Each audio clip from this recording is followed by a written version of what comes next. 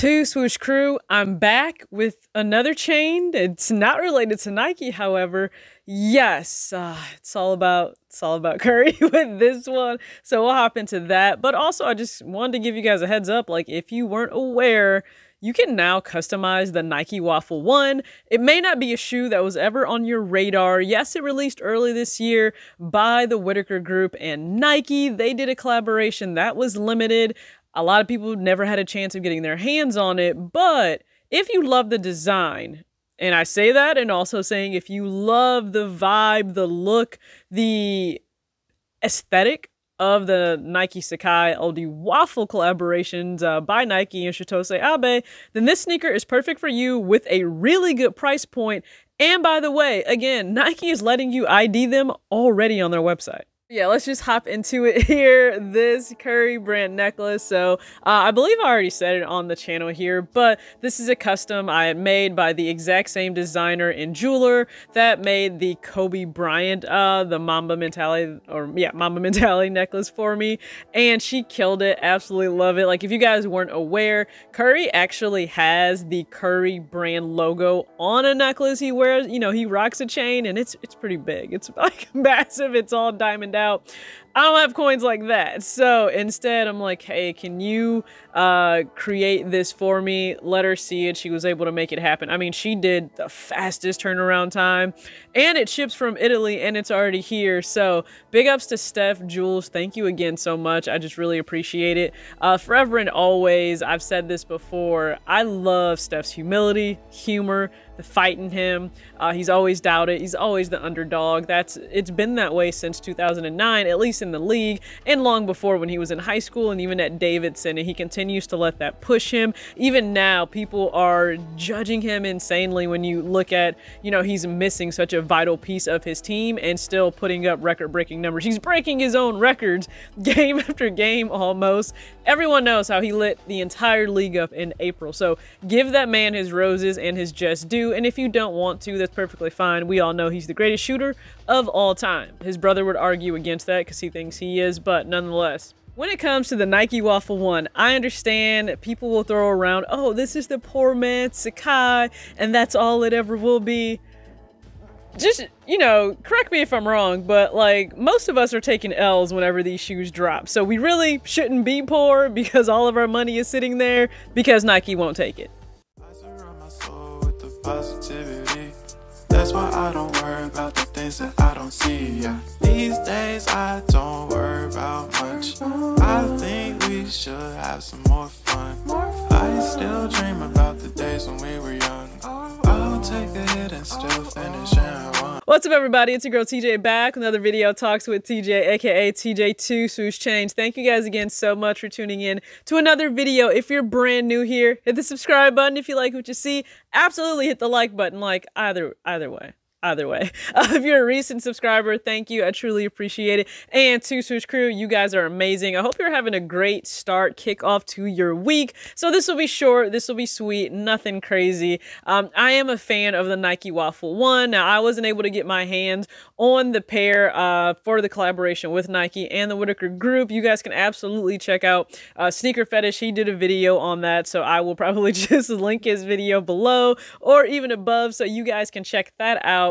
But it was a great release, great storytelling, taking us back to the OG history when it comes to blue ribbon sports, essentially before it was really even thought of, as Nike. And yes, like, waffles are better than pancakes. Also, you need to sound off in the comment section, like, are waffles better than pancakes? If you're a huge fan of Nike, like, alone, I just feel like you need to have a little bit of bias towards the waffle and not the pancake. But you guys can go ahead and sound off in the comment section about that question there. I'm just curious to see where you all stand, but this was a great looking shoe. It's very toned down. It's very subtle. Yes, it's an everyday casual sneaker, low profile. And I've actually seen one of the newer colorways in hand. They already have it available for kids probably at your local Kids Foot Locker. So I would say check that out.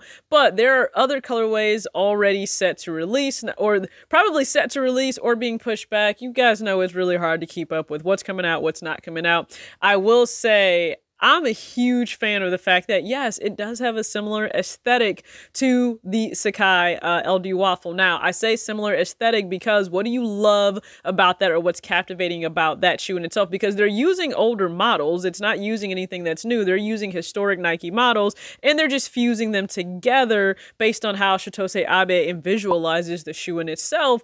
But you have the transparent, you have the mesh that is present on the upper, you have elements of suede, leather, and then the stacked heel that's on the back. Those are elements I love about the Sacai, so why wouldn't I also find the Nike Waffle 1 just as appealing? And it does have more of that, hey, this is like a daily type of Sacai sneaker. In a way, I would absolutely agree with that.